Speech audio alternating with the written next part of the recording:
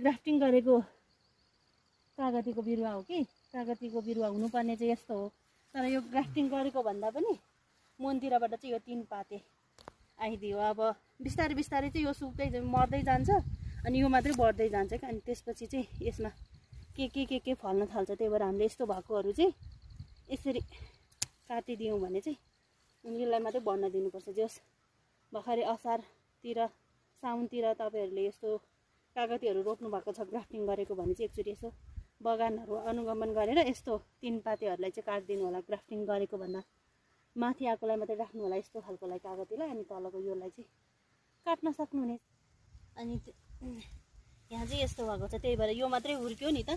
त्यही भएर यो 3 पाते भयो। तर अब जस्तै अघि चाहिँ ठुलो भएको थियो त्यो चाहिँ अलि पछि आएको हुनाले जस्तै यहाँ चाहिँ यो कागती यो ग्राफ्टिङ गरेको माथिको चाहिँ यो हो, अनि तलबाट आएको चाहिँ यिनीहरू हो।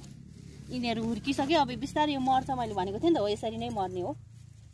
त्यही भएर हामीले यो अनुगमन गरेर यसरी चट्टै काटिदिनुपर्छ यति बेलाको समयमा चाहिँ। यस्तो यो यसको चाहिँ 3 पाते हो। त्यही भएर कति ठाउँमा बिमिरो फल्यो, फलानुहरूले चाहिँ मलाई दिएको कागती फलेन भन्ने हुन्छ नि, त्यो यस्तो हामीले चाहिँ ग्राफ्टिङ गरेको बिरुवामा चाहिँ यो गल्तीहरू गर्दाखेरि चाहिँ यस्तो फल्ने हो। अब यो चाहिँ ठ्याक्क भयो। यो अझै यो तल अझै सानो एउटा पनि रहेछ। हो यस्तो चाहिँ हामीले काटेर हटाउनुपर्छ।